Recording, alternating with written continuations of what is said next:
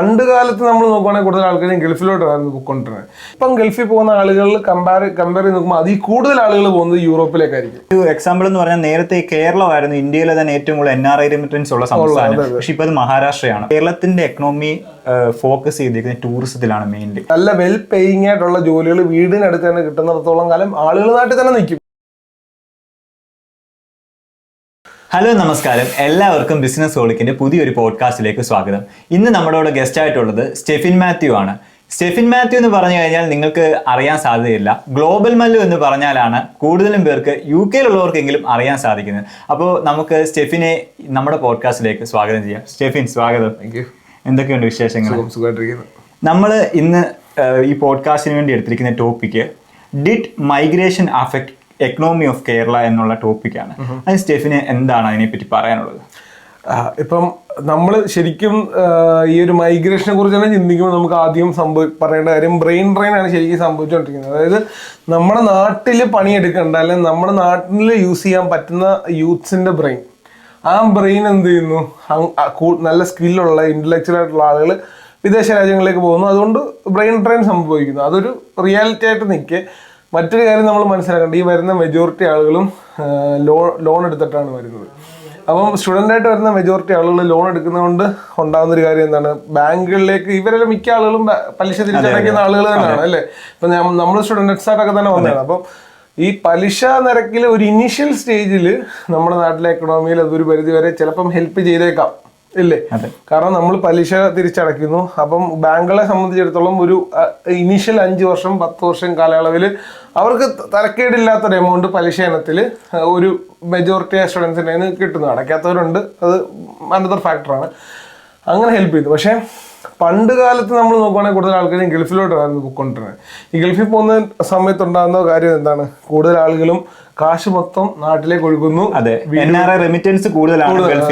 അപ്പം നാട്ടില് വീട് വെക്കുക, നാട്ടില് വണ്ടി വാങ്ങിക്കുക, നാട്ടില് റിച്ച് ആവുക, ഇതാണ് ഗൾഫിൽ പോകുന്ന ആൾക്കാരുടെ ഒരു ബേസിക് ലക്ഷ്യം. അതായത് എൻ്റെ അപ്പൻ സൗദി ഗൾഫ് റിട്ടേണിയാണ്. അപ്പോൾ അപ്പൻ അവിടെ ഉണ്ടാക്കിയ ജീവിതത്തിന്റെ മെജോറിറ്റി 95% കാശും നാട്ടിലുണ്ട്. അതിന് വേറൊരു കാരണങ്ങളുണ്ട് സ്റ്റെഫിൻ. ഗൾഫ് രാജ്യങ്ങളിലൊന്നും ഈ പെർമനന്റ് റെസിഡൻസി ഓപ്ഷൻ ഇല്ല. അതുകൊണ്ട് അവർക്ക് നാളെ അവിടെ വീട് വെക്കണം അങ്ങനെ ഒരു ചിന്ത തന്നെ അവർക്കില്ല. ഇപ്പൊ ഫാമിലി ഇപ്പൊ എന്റെ അമ്മ ഹൗസ് വൈഫായിട്ട് നാട്ടിലായിരുന്നു, അപ്പൻ സൗദിയിലായിരുന്നു. സോ ആ സമയത്ത് ഫാമിലി മൊത്തം നാട്ടിലാണ്. അങ്ങനെയുള്ള ആളുകൾക്ക് ഒബ്വിയസ്ലി പ്രയോറിറ്റി ഫാമിലി തന്നെയാണ്. ഫാമിലിക്ക് വേണ്ടിയാണ് കാര്യങ്ങളെല്ലാം ചെലവാക്കുന്നത്. പക്ഷേ ഇപ്പം ഗൾഫിൽ തന്നെ വർഷങ്ങളായിട്ടുള്ള ആളുകൾ പോലും ഒരു വീട് വാങ്ങിക്കാൻ താല്പര്യപ്പെടുന്നില്ല. കാരണം ഇന്നല്ലെങ്കിൽ നാളെ അവിടെ വിട്ട് പോകേണ്ടി വരും അല്ലേ. അതൊരു റിയാലിറ്റിയാണ്. അതൊരു പ്രധാന കാര്യമാണ്. പക്ഷേ അതൊരു ജനറേഷൻ മുമ്പ് വരെയായിരുന്നു. ഇപ്പം ഗൾഫിൽ പോകുന്ന ആളുകളിൽ കമ്പയർ ചെയ്ത് നോക്കുമ്പോൾ അതിൽ കൂടുതൽ ആളുകൾ പോകുന്നത് യൂറോപ്പിലേക്കായിരിക്കും അല്ലെ. യൂറോപ്പ് അല്ലെങ്കിൽ അമേരിക്കൻ രാജ്യങ്ങൾ, especially Canada, UK, Australia, New Zealand ഇങ്ങനെയുള്ള രാജ്യങ്ങളാണ്. അപ്പൊ അവിടുത്തെ കാര്യം എന്ന് പറയുന്നത് കൂടുതൽ ആളുകളും പെർമനന്റ് റെസിഡൻസി ആണ് അവരുടെ ഒരു ലക്ഷ്യം. ഇനിയും ബെറ്റർ ലിവിംഗ് സ്റ്റാൻഡേർഡ്സ് എന്തൊക്കെ പറഞ്ഞാലും എൻഡ് ഓഫ് ദ ഡേ എല്ലാവരും നോക്കുന്നത് ഒരു ഡെവലപ്പിംഗ് കൺട്രിയിൽ നിന്ന് ഡെവലപ്ഡ് കൺട്രിയിലേക്ക് ഉണ്ടാകുന്ന ലൈഫ് ചേഞ്ചസ് ഒക്കെ ഒരുപാട് ബെനിഫിറ്റ്സ് ഉണ്ട്. അതിനെ കുറിച്ച് ഒന്നുമല്ലല്ലോ നമ്മുടെ ഡിസ്കഷൻ. എക്കണോമിക്കലി എന്താണ് അതിനെ നോക്കിക്കാണുക എന്നുള്ളത്. അപ്പം ലോങ് ടേമിലേക്ക് ഇവര് നേരത്തെ പറഞ്ഞ ഗൾഫിൽ പോകുന്ന ആളുകൾ ഒരു ജനറേഷൻ മുമ്പ് വരെ ഗൾഫിൽ പോകുന്ന ആളുകൾ അവരുടെ ലൈഫിൽ 95% ഏൺ ചെയ്യുന്ന എമൗണ്ട് എവിടെ കൊണ്ടുവരുന്നു, നാട്ടിൽ കൊണ്ടുവരുന്നു.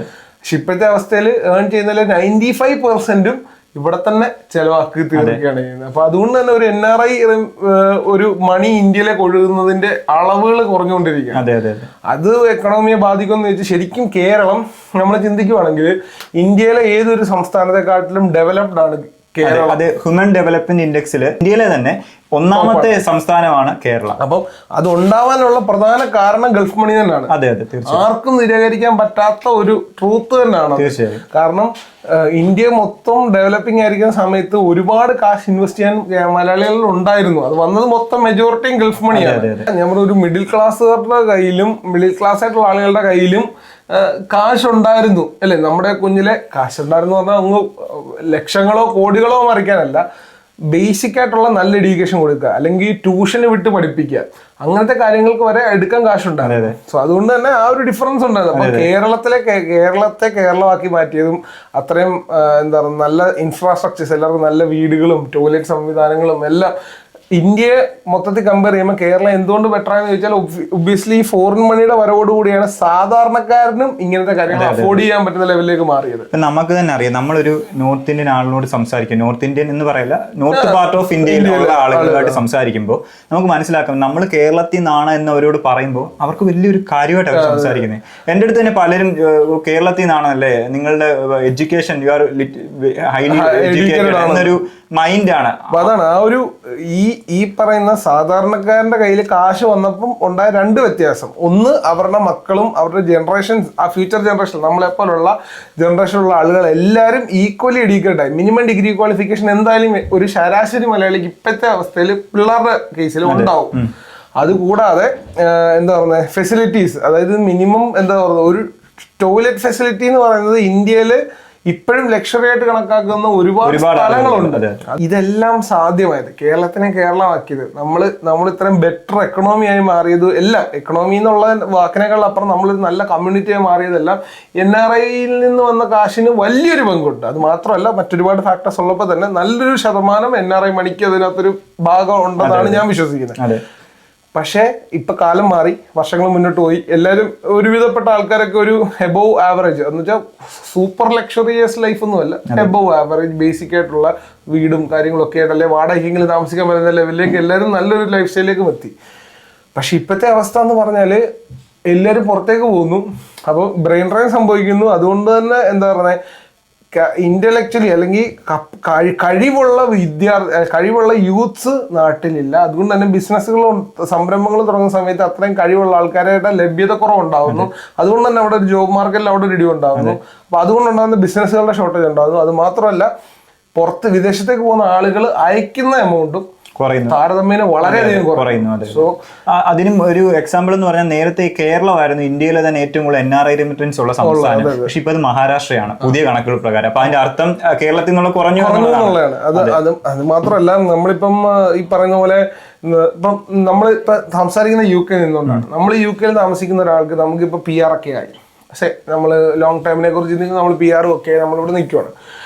നമ്മൾ വീട് വാങ്ങിക്കുമ്പോൾ നമ്മൾ ഇവിടെ വീട് വാങ്ങിക്കണമെന്ന് ആഗ്രഹിക്കുമോ, അല്ലെങ്കിൽ നാട്ടിലൊരു വലിയ കൊട്ടാരം കെട്ടിപ്പിടിക്കാമെന്ന് ചിന്തിക്കുമോ? കാശുണ്ടെങ്കിൽ നമ്മൾ എന്ത് ചെയ്യും? നമ്മൾ ആദ്യം എന്ത് ചെയ്യും? നമ്മൾ വലിയൊരു എമൗണ്ട് കൊടുത്തിട്ട് ഇവിടെ മോർഗേജ് എടുത്തിട്ട് ഇവിടെ നമുക്ക് എന്തിനാ റെന്റ് കൊടുത്ത് താമസിക്കുന്ന വീട് മേടിക്കുക.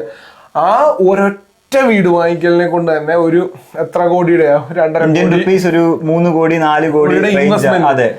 ആ ഇൻവെസ്റ്റ്മെന്റ് തീരാൻ എന്താ, ജീവിതം ഒരു 40-50 വയസ്സ് വരെയെങ്കിലും മിനിമം ഇവിടെ പണിയെടുക്കണം. ഇതിൽ പ്രധാനമായിട്ട് വരുന്നത് നമ്മുടെ മക്കൾ ഇവിടെ ജനിച്ചു, അവരിവിടെ വളരുവാണ്, അവർ പിന്നെ ഒരിക്കലും പിന്നെ ഈ കൾച്ചറിൽ നിന്ന് ഒരിക്കലും കേരളത്തിന്റെ കൾച്ചറിലോട്ട് അഡോപ്റ്റ് ചെയ്യാൻ അത് വളരെ ബുദ്ധിമുട്ടുള്ളത്.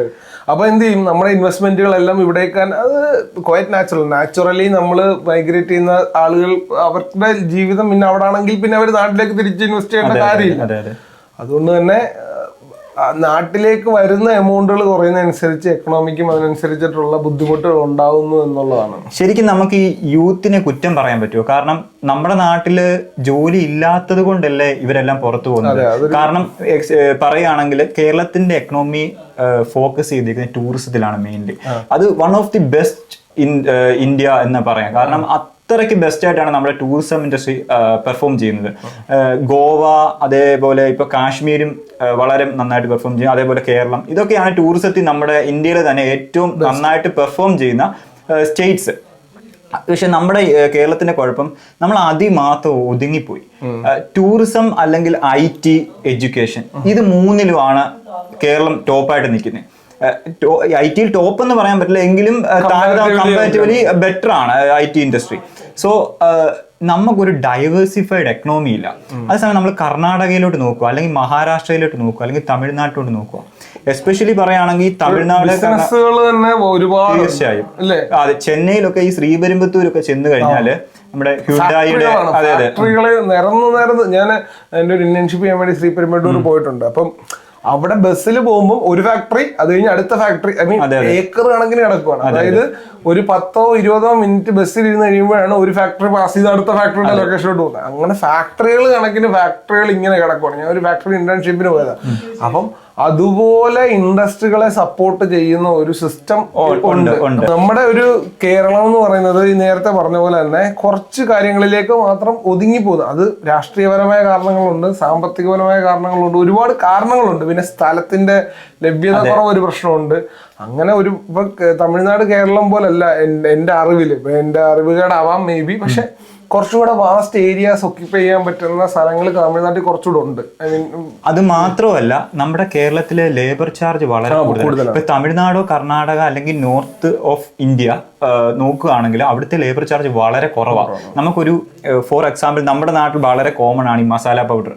ഈ മസാല പൗഡർ വെച്ച് നമുക്ക് ഇനി ഒരു ബിസിനസ് തുടങ്ങി അത് വിജയിപ്പിക്കാൻ വളരെ പാടാണ്. കാരണം നമ്മളൊരു വാല്യൂ ആഡഡ് പ്രൊഡക്ട്സിൽ, അത് മസാല പൗഡർ ഒരു വാല്യൂ ആഡഡ് പ്രൊഡക്റ്റ് ആണെങ്കിലും കൂടുതൽ ഇപ്പോൾ എയറോനോട്ടിക്കൽസ് രീതിയിലുള്ള പ്രൊഡക്ട്സ് അല്ലെങ്കിൽ IT ഒരു നല്ലൊരു ഇൻഡസ്ട്രി, അങ്ങനെ ഒരു കുറച്ചുകൂടെ ഒരു വാല്യൂ കൂടുതൽ ആഡ് ചെയ്യുന്ന പ്രൊഡക്ട്സിന് മാത്രമേ നമ്മുടെ കേരളത്തിൽ ആ ലേബർ ക്യാഷ് വെച്ച് നമുക്ക് മെയിൻറ്റെയിൻ ചെയ്ത് പോകാൻ പറ്റും. പിന്നെ മാനുഫാക്ചറിംഗിൽ തന്നെ പറയുകയാണെങ്കിൽ ഒരു സർവീസ് സെക്ടർ പ്രൊവൈഡ് ചെയ്യുന്നതിനേക്കാൾ കൂടുതൽ ജോലികൾ ഒരു മാനുഫാക്ചറിംഗ് ഇൻഡസ്ട്രിക്ക് പ്രൊവൈഡ് ചെയ്യാൻ പറ്റും. അതിന്റെ ഒരു മെയിൻ എക്സാമ്പിൾ ആണ് ജർമ്മനി.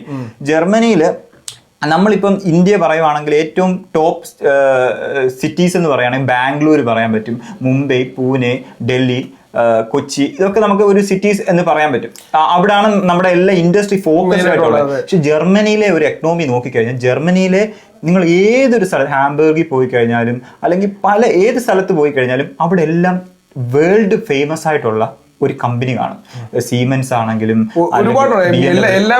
എല്ലാ കമ്പനി. അത് ഒരു പർട്ടിക്കുലർ സിറ്റിയിലല്ല ഞാൻ ഈ പറയുന്നത്, വൈഡ് സ്പ്രെഡ് ആണ്. പക്ഷെ നമ്മുടെ ഇന്ത്യയിലെ പ്രശ്നം ഇതൊക്കെ കുറെ സിറ്റീസിൽ മാത്രം ഒതുങ്ങിപ്പോയി. അതൊരു പ്രശ്നം. അതുകൊണ്ട് തന്നെ ഇപ്പൊ ഞാൻ താമസിക്കുന്ന ഇപ്പൊ നമ്മള് ഇതുപോലെ തന്നെ മൈഗ്രേഷനെ കുറിച്ച് സംസാരിക്കുമ്പോൾ തന്നെ ഈ പല ആളുകളും എന്താ പറയുക, മെജോറിറ്റി ഇപ്പൊ ബാംഗ്ലൂർ എടുക്കുക, ബാംഗ്ലൂരിന് നല്ലൊരു ശതമാനം മലയാളികൾ താമസിക്കുന്നുണ്ട്. എന്തുകൊണ്ടാണ്? ഇപ്പം നമുക്ക് IT സെക്ടർ മാത്രമല്ല, മറ്റ് ഡിപ്പാർട്ട്മെന്റ്, ഞാൻ ബാംഗ്ലൂർ മെക്കാനിക്കൽ എഞ്ചിനീയർ ആയിട്ട് ഒരു 8-9 മാസത്തോളം ഞാൻ വർക്ക് ചെയ്തു.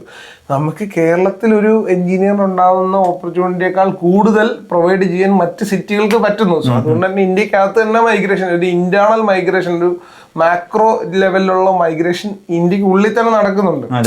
അപ്പം അതും എന്താ പറയുന്നത്, നമുക്ക് നമ്മളെ സംബന്ധിച്ചിടത്തോളം ഇപ്പൊ ഞാൻ UK വരാൻ തീരുമാനിച്ചതിന്റെ കാരണം തന്നെ, ഞാൻ ബാംഗ്ലൂരിൽ നിൽക്കുവാണെങ്കിൽ ഞാൻ വീട്ടിൽ നിന്ന് വിട്ടാ നിൽക്കുന്നത്. എനിക്ക് വീട്ടിൽ നിന്നുകൊണ്ട് ചെയ്യാൻ പറ്റുന്ന ജോലികളില്ല. നമ്മളിപ്പോ ഒരു സ്ഥലത്തൊന്നും താമസിക്കുക, നമ്മുടെ ജോലി ചെയ്യുന്ന സ്ഥലം ഏതാ, നമ്മുടെ വീട്ടിൽ നിന്ന് പോയി കാറിന് പോയി വരാൻ പറ്റുന്ന ദൂരത്തിലല്ലേ നമ്മൾ UK ജീവിക്കുന്നത്. അങ്ങനെയല്ലേ നമ്മൾ താമസിക്കുന്നത്. അപ്പൊ നമുക്ക് അങ്ങനെ താമസിക്കാൻ പറ്റുന്ന ഒരു രീതി നമ്മുടെ നാട്ടിൽ ഇല്ലാത്തത് കൊണ്ടാണല്ലോ നമ്മൾ മൈഗ്രേറ്റ് ചെയ്യുന്നത്. പക്ഷേ നാട്ടിൽ നിന്നാലും ഇന്ത്യയിൽ തന്നെ ജോലി ചെയ്യുന്ന എത്ര പേരുണ്ട്, സ്വന്തം വീട്ടിൽ നിന്ന് വണ്ടിയിൽ പോയി വരാൻ പറ്റുന്ന ദൂരത്തിൽ സ്വന്തം ഫീൽഡിൽ വർക്ക് ചെയ്യുന്ന ആളുകൾ എത്ര പേരുണ്ട്. സോ അതൊക്കെ നമ്മൾ ഈ സംസാരിച്ചത് മുഴുവൻ ഒരു ജോബ് പെർസ്പെക്റ്റീവിലാണ്. ഒരു ബിസിനസ് പെർസ്പെക്റ്റീവ് ഞാൻ പറയുകയാണെങ്കിൽ India is the best countries in the world എന്ന് പറയാം. One of the best countries. Growing എക്കണോമിയാണ്, വേൾഡ് ഫാസ്റ്റസ്റ്റ് ഗ്രോയിങ് എക്കണോമിയാണ്. അങ്ങനെ കുറേയേറെ പ്രത്യേകതകൾ ഇന്ത്യക്കുണ്ട്. ഈ ബിസിനസ് പെർസ്പെക്റ്റീവ് നോക്കുവാണെങ്കിൽ ഞാൻ എന്തുകൊണ്ടും പറയും UK-ക്കാൾ if you are going to start a business then start it in India. അങ്ങനെ അതിലൊരു സംശയം വേണ്ട. കൃത്യമായ മാർക്കറ്റ് സ്റ്റഡി നടത്തി. അത് അതാണ് ഇപ്പൊ നല്ലൊരു എക്കണോമിക് ബാക്ക്ഗ്രൗണ്ട് ഉള്ള ഒരു രാജ്യമാണെന്ന് പറഞ്ഞതുകൊണ്ട് മാത്രം ഒരു ബിസിനസ് സക്സസ് ആവണമെന്നില്ല.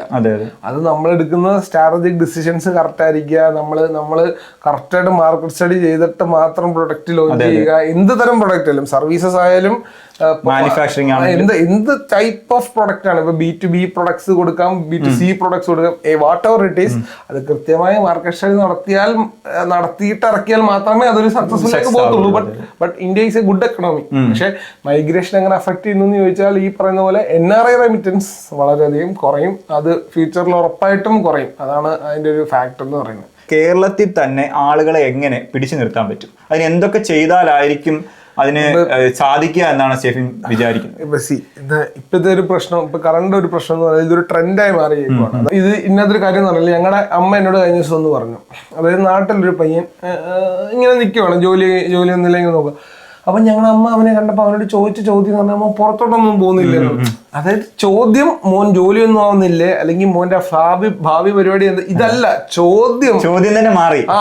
നമ്മുടെ നാട്ടിലെ ഇപ്പോഴത്തെ ഒരു 4 വർഷത്തിന് മുമ്പ് അങ്ങനെ അല്ലായിരുന്നു. ഇപ്പോഴത്തെ കറണ്ട് സിനാരിയോയിൽ നമ്മുടെ നാട്ടിലെ ചോദ്യം, അതായത് പേരൻസോ ഫാമിലി മെമ്പേഴ്സോ ഒക്കെ ചോദിക്കുന്ന ചോദ്യം മോൻ പുറത്തോട്ടൊന്നും പോകുന്നില്ല, പുറത്ത് ജോലി കിട്ടി പോകുന്നില്ല എന്നൊന്നുമല്ല, പഠിക്കാൻ ജോലി ആയില്ല, അത് മാറി. ഇപ്പൊ അതൊന്നൊരു പ്രശ്നമല്ല, മോൻ പുറത്തേക്ക് പോകുന്നില്ല, നീ എന്ത് ചെയ്യുന്നു ഞങ്ങളുടെ മാറ്റർ അല്ല, നിങ്ങൾ എന്ത് ജോലിക്കും പൊക്കോ, എന്ത് പഠിക്കാൻ പൊക്കോ, നിങ്ങൾ എന്തുകൊണ്ടും പൊക്കോ. അപ്പൊ അങ്ങനത്തെ ഒരു കൺസെപ്റ്റിലേക്ക് നാളെ എത്തിപ്പെട്ടൊരു അവസ്ഥയാണ് ഇപ്പൊ നിൽക്കുന്നത്. അതുകൊണ്ട് ഇപ്പൊ എല്ലാം തിരിച്ചടിയാണ്. കാനഡയിൽ തിരിച്ചടി, UK തിരിച്ചടി, ഓസ്ട്രേലിയ തിരിച്ചടി, എല്ലാ സ്ഥലങ്ങളിൽ നിന്നും ഇപ്പൊ മൈഗ്രേഷനെ കുറയ്ക്കാൻ വേണ്ടിയുള്ള സ്റ്റെപ്പുകളാണ്. അപ്പം ഈ ഒരു ഫ്രിക്ഷൻ ഉണ്ട്, അതായത് നമ്മുടെ നാട്ടിൽ നിന്നുള്ള പ്രഷർ. കാരണം അത്രയധികം ആളുകൾ ഈ കഴിഞ്ഞ ഒരു 4 വർഷം കോവിഡ് കഴിഞ്ഞതിന് ശേഷമാണ് ഈ ട്രെൻഡ് പീക്കിലെത്തിയത്. ഒരു 3 വർഷം കൊണ്ട് 2023 വരെയൊക്കെ, 2020, 21, 22, 23 ഈ 4 വർഷം, 2024 കൂട്ടണ്ട, ഈ 4 വർഷം കൊണ്ട് പകുതി കൂടുതൽ ആൾക്കാർ നാട് വിട്ടു. സോ ഇപ്പൊ അതൊരു ട്രെൻഡായി മാറിയിരിക്കുന്നതുകൊണ്ട് തന്നെ ഇപ്പൊ എനിക്ക് ഇപ്പം ഞാൻ ഈ സ്റ്റുഡന്റ് റിലേറ്റഡ് കണ്ടന്റുകളാണ് യൂട്യൂബ് ഇട്ടുകൊണ്ടിരിക്കുന്നത്. അപ്പൊ നമുക്ക് ഇപ്പോഴും പിള്ളേർ മെസ്സേജ് അയക്കുന്ന കാണാം, ചേട്ടാ അല്ലെങ്കിൽ സാർ എന്നൊക്കെ ചെറുത് നമുക്ക് ഇത് കേൾക്കാൻ ബുദ്ധിമുട്ടാണ്. എന്നിട്ട് ഞാൻ 8ാം ക്ലാസ്സിൽ പഠിക്കും, എനിക്ക് എങ്ങനെ പുറത്തു പോകാൻ പറ്റും, ആ ലെവലിലേക്ക് എത്തി. അതായത് പിള്ളേര് 5ലും 6ലും 8ലും 10ലും ഒക്കെ പഠിക്കുന്ന പിള്ളേര് മെസ്സേജ് കാണുമ്പോൾ നമുക്ക് ഇങ്ങനെ പുറത്തു പോകാം. 8ൽ പോയിട്ട് നമ്മൾ എഞ്ചിനീയറിംഗ്, നമ്മൾ രണ്ടുപേരും എഞ്ചിനീയറിംഗ് പഠിച്ചാണ്, എഞ്ചിനീയറിംഗ് പഠിക്കുമ്പോൾ പോലും നമുക്ക് പുറത്തു പോകുന്നതിനെ പറ്റി ചിന്തയില്ല. ഞാൻ എന്റെ വീട്ടുകാർ എന്നോട് കോളേജിൽ ഫൈനൽ ഇയർ പഠിച്ചു വന്നപ്പോ അപ്പ എന്നോട് പറഞ്ഞു, നീ ഒരു കാര്യം ചെയ്യും, നീ കാനഡയ്ക്ക് പോകും ലോൺ എടുത്തിട്ട്. അപ്പൊ അന്ന് 2018 അപ്പൊ അന്ന് ഞാൻ പറയുന്നത് ഇന്ന് എനിക്ക് PR ആയ. ഞാൻ പറഞ്ഞു വീട്ടിലെ ലോൺ വെച്ചിട്ടൊരു പരിപാടിക്ക് ഞാനില്ല. ഇന്നത്തെ ആഗ്രഹങ്ങൾ അങ്ങനെയൊക്കെയാണ്. ഞാൻ പറഞ്ഞു നമുക്ക് 3 വർഷം ജോലി ചെയ്യുന്നു, IELTS എഴുതുന്നു, എക്സ്പ്രസ് എൻട്രി വഴി കാനഡയിൽ പോകുന്നു, ഈസി. പിന്നാണ് റിയാലിറ്റി ഫേസ് ചെയ്തപ്പോഴാണ് മനസ്സിലായതൊന്നും കിട്ടത്തില്ല. അപ്പം അതാണൊരു, അപ്പൊ ഈ നാട്ടിൽ ഈ പുറത്തേക്ക് പോകുക എന്ന് പറയുന്നത് ഒരു ട്രെൻഡായി മാറിയതിന്റെ ഒരു പ്രശ്നമാണ്. പ്രധാനമായിട്ട് ഒരു വന്നത് 2020 ശേഷം. കാരണം അത് എന്റെ ഒരു എക്സാമ്പിൾ പറയുകയാണെങ്കിൽ, ഞാൻ 2021 UK വന്നതാണ്. അപ്പൊ 2021 ഞാൻ വരുന്ന സമയത്ത് ഞാൻ UK വന്നു എന്ന് പറയുമ്പോൾ ആളുകൾക്കൊരു UK എങ്ങനെ പോയി അങ്ങനെ ഒരു ചോദ്യം ഉണ്ടായിരുന്നു. ബട്ട് ഇന്ന് ഞാൻ നാട്ടിൽ പോകുമ്പോ ഞാൻ അവരോട് UK എത്തിയെന്ന് പറയുമ്പോൾ നമ്മൾ ഗൾഫിലൊക്കെ പോയി അല്ലെങ്കിൽ എന്ന് നടക്കുന്ന ഒരു കാര്യം ഞാൻ പറയുന്നു എന്നുള്ള ആ ഒരു സർപ്രൈസേ ഉള്ള ആൾക്കാർക്ക്, അല്ലാതെ അതൊരു എക്സൈറ്റ്മെന്റ് ആയിട്ടുള്ള ഒരു കാര്യമല്ല. പക്ഷെ 2021 അങ്ങനെ അല്ലായിരുന്നു. ഇതിനകത്ത് വേറൊരു കാര്യമുണ്ട്, നമ്മള് പറയുമ്പോൾ നമ്മൾ അതിന്റെ ഒരു ഫാക്ട് ചെക്ക് നടത്തുമ്പോൾ 2008, 9, 10, 11, 12 ഉണ്ടോന്ന് എനിക്കറിയത്തില്ല, അത് 12 ഒന്നും കൂട്ടാം. ഈ ഒരു 4-5 വർഷം കൊണ്ട് ഇതേപോലെ തന്നെ നാട്ടിലുള്ള സകലമായ പിള്ളേരും, അന്നൊക്കെ നമ്മള് 2008, 9, 10 എന്നൊക്കെ പറയുമ്പോ നമ്മള് 10ാം ക്ലാസ്സിലായിട്ടുണ്ടോ? ഇല്ല, നമ്മൾ 6-ലും 7-ലും പഠിക്കുന്ന കാലം. അന്നത്തെ കാലത്ത് എന്താ കുറെ ഇതേപോലെ തന്നെ UK സ്റ്റേ ബാക്ക് വരികയും നാട്ടിൽ പബ്ലിസിറ്റി കൊടുക്കുകയും ഒരുപാട് ആളുകൾ ഇവിടെ എത്തുകയും ചെയ്തു. പക്ഷെ അന്നൊരു ഡിജിറ്റൽ അല്ലെ സോഷ്യൽ മീഡിയ പ്രസൻസ് ഇല്ല. അന്ന് യൂട്യൂബ് എന്നൊക്കെ പറഞ്ഞാൽ വളരെ നമ്മൾ മറ്റേ സ്ക്രാച്ച് ചെയ്തിട്ട് 30 MB നമ്പർ നോക്കി ടൈപ്പ് ചെയ്ത് 30 MB കിട്ടുന്ന കാലമാണ്. അന്ന് നെറ്റിന് ദാരിദ്ര്യ. അന്ന് ഇതുപോലൊരു വൈഡ് സ്പ്രെഡ് ആയിട്ട് നമ്മൾ UK നമ്മൾ ഇന്നതിന് വന്നയാണെന്നും അങ്ങനത്തെ ഒരു കൺസെപ്റ്റ്, ഇത്ര ഈസിയാണ് UK വരാൻ അല്ലെങ്കിൽ ഇങ്ങനെയുള്ള രാജ്യങ്ങളിൽ പോകാനല്ല അന്ന് അറിയാവുന്ന ആളുകളുണ്ട്. പക്ഷെ ഇത്രയും യൂത്ത്സ് പുറത്തേട്ട് പോയിട്ടുണ്ടെന്ന് പല ആൾക്കാരും റിയലൈസ് ചെയ്യുന്നില്ല. അതായത് അന്ന് സോഷ്യൽ മീഡിയ ഇല്ല, ഇൻസ്റ്റാഗ്രാമിലും ഞാൻ പറഞ്ഞില്ല ഈ സ്ക്രാച്ച് ആൻഡ് വിൻ പരിപാടിയായതുകൊണ്ട് നമുക്കാർക്കും ഇൻസ്റ്റാഗ്രാമിൽ കയറി ഒരു ഫോട്ടോ നോക്കിയാൽ 2 MB പോയി. നമുക്കൊക്കെ അന്ന് അങ്ങനെ ഒരു ഫോണും നമുക്ക് ഇല്ല, അന്നത്തെയൊക്കെ ഫോൺ അറിയാമല്ലോ. അത് 2008 എന്നൊക്കെ പറഞ്ഞാൽ അത്രേ ഉള്ളൂ. അപ്പം സോഷ്യൽ മീഡിയ അത്ര ആക്റ്റീവ് അല്ല. പിന്നെ ഇന്റർനെറ്റ് യൂസേജും ഇന്നത്തെ പോലെ ഒരു ഇന്റർനെറ്റ് റെവല്യൂഷൻ നടന്നിട്ടില്ല. സോ അതുകൊണ്ട് തന്നെ പല ആളുകളും അത് അറിഞ്ഞിരുന്നില്ല. പക്ഷെ ഇന്ന് ഈ യൂട്യൂബും ഫേസ്ബുക്കും സാധനം എല്ലാം വളരെയധികം ആക്റ്റീവ് ആയതുകൊണ്ട് തന്നെ ഇവിടുത്തെ ലൈഫ് സ്റ്റൈലും ഇവിടുത്തെ രീതികളും ഇവിടെ വരുന്ന ആൾക്കാരുടെ എല്ലാം ലൈഫ് സ്റ്റൈലും നാട്ടിലേക്ക് കൂടുതൽ അറിയുകയും അന്ന് പോയിരുന്ന ആൾക്കാരെക്കാളും കൂടുതൽ പ്രായമായവരിലേക്ക് വരെ ഇവിടുത്തെ ലൈഫ് സ്റ്റൈൽ റീച്ച് ഔട്ട് ചെയ്യുകയും അതൊരു ട്രെൻഡായി മാറുകയും അങ്ങനെ പഠിച്ചു കഴിഞ്ഞാൽ വിദേശത്തേക്ക്, അത് ഗൾഫിലേക്കല്ല യൂറോപ്പ് രാജ്യങ്ങളിലേക്കോ അല്ലെങ്കിൽ ഏത് ഇംഗ്ലീഷ് സ്പീക്കിംഗ് രാജ്യങ്ങളിലേക്ക് പോയാൽ മാത്രമേ രക്ഷപ്പെടത്തുള്ളൂ എന്നൊരു ട്രെൻഡ് ഓൾറെഡി ആൾക്കാരുടെ മൈൻഡിൽ സെറ്റായി. അതുകൊണ്ട് തന്നെ അതുകൊണ്ടുണ്ടാകുന്ന ബെറ്റർമെന്റ് എന്ന് പറഞ്ഞാൽ ആൾക്കാർക്ക് റിസ്ക് എടുക്കാൻ വില്ലിങ് ആണ്. നല്ല കാശൊക്കെ ലോണൊക്കെ വെച്ചിട്ടാലും പിള്ളേരെ വിടാൻ ആൾക്കാർ വില്ലിങ് ആണ്. അവരുടെ ഭാവി രക്ഷോടായിരിക്കും, അതൊരു ഡിബേറ്റബിൾ ക്വസ്റ്റ്യൻ ആണ്. പക്ഷെ അതുകൊണ്ടുണ്ടാകുന്ന ഡൗൺ സൈഡ് എന്ന് പറഞ്ഞാൽ നാട്ടിൽ നിൽക്കുന്നതിനെ കുറിച്ച് ആൾക്കാർ ചിന്തിക്കുന്നില്ല. എന്താണ് ഇനിയുള്ളൊരു ഓപ്ഷൻ, ഒരു ബിസിനസ് തുടങ്ങണോ, അല്ലെങ്കിൽ ആ ഒരു ഓപ്ഷനെ കുറിച്ച് ചിന്തിക്കാതായി മാറി. ഞാൻ മനസ്സിൽ ചിന്തിക്കുന്ന ഒരു കാര്യം എന്ന് പറഞ്ഞാൽ ഒരു ലോങ് ടൈമിൽ കുറെ വർഷങ്ങൾക്ക് അപ്പുറം നമ്മൾ നോക്കുമ്പോൾ നാട്ടിൽ ബൂമിംഗ് ആയിട്ട് വരാൻ പോകുന്ന business care home business, NRI remittance കൂടാൻ പോകുന്ന ഒരു ബിസിനസ്സും അത് തന്നെയാണ്. കാരണം വിദേശത്തുള്ള ആളുകളുടെ പേരൻസിനെ നോക്കാൻ പറ്റാത്ത, ഇപ്പൊ നാട്ടിൽ തന്നെ നിൽക്കണം ആഗ്രഹമുള്ള പേരൻസിനെയൊക്കെ ഇപ്പൊ അതിന് ഇനി ഗുഡ് വേ നോട്ടിനെ വൃദ്ധസദനത്തിൽ കൊണ്ടു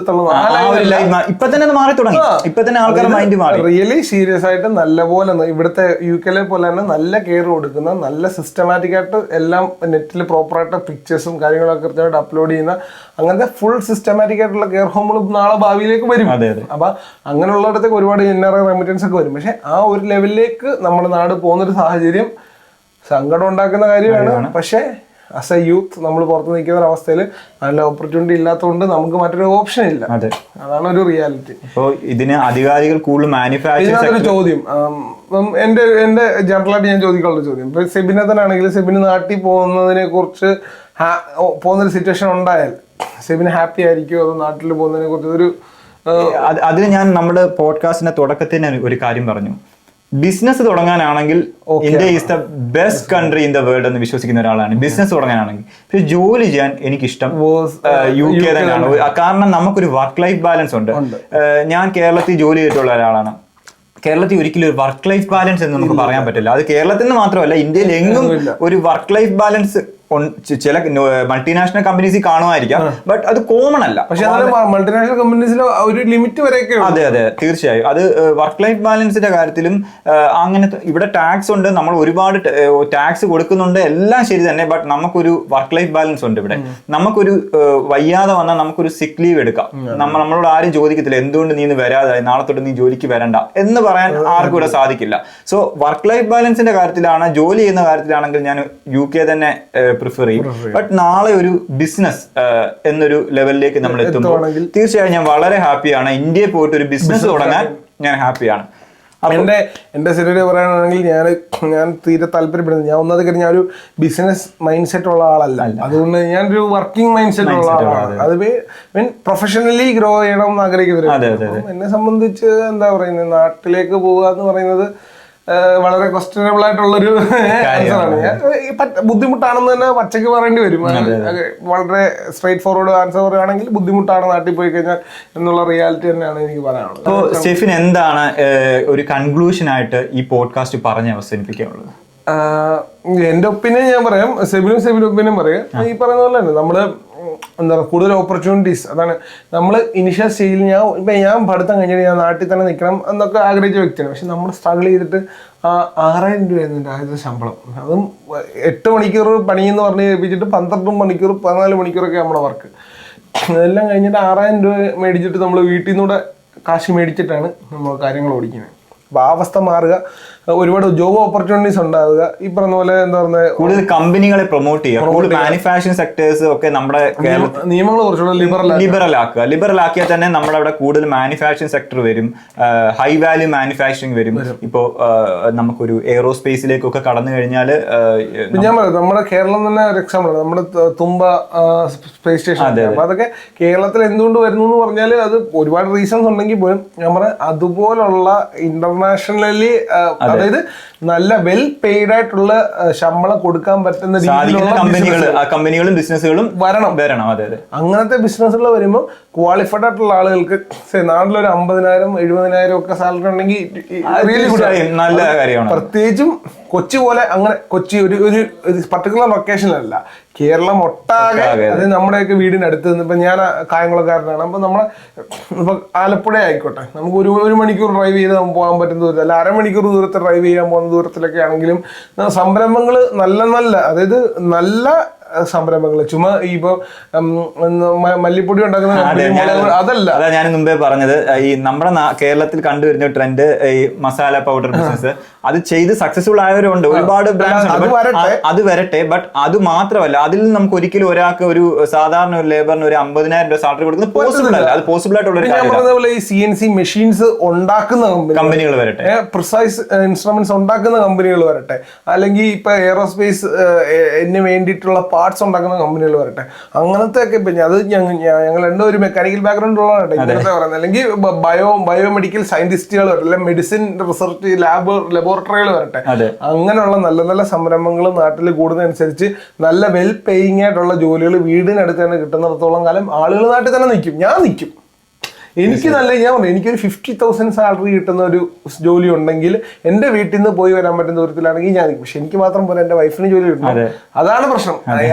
ഒരാൾക്കല്ല എല്ലാ. അതുപോലെ ഇവിടെ നമ്മൾ എങ്ങനെയാണോ ജീവിക്കുന്നത് അതേ സാഹചര്യം കേരളത്തിൽ സൃഷ്ടിക്കാൻ നമ്മുടെ സിസ്റ്റത്തിന് കഴിഞ്ഞാൽ, ഞാൻ ഒരു ഗവൺമെന്റിനെ അല്ല പറയുന്നത്, ഒരു സിസ്റ്റം, ആ സിസ്റ്റത്തിന് കഴിഞ്ഞാൽ തീർച്ചയായും നമുക്ക് നമ്മുടെ എക്കണോമി വളരും, നമ്മുടെ കുട്ടികൾ കേരളത്തിൽ തന്നെ നിൽക്കും, ബ്രെയിൻ ഡ്രെയിൻ ഉണ്ടാകില്ല. അപ്പൊ ആ ഒരു കൺക്ലൂഷൻ ആണ് ശരിക്കും ഈ ഒരു ടോപ്പിക്ക് പറയാനുള്ളത്. അപ്പൊ നമ്മുടെ പോഡ്കാസ്റ്റ് വൈൻഡ് അപ്പ് ചെയ്യാൻ സമയമായി.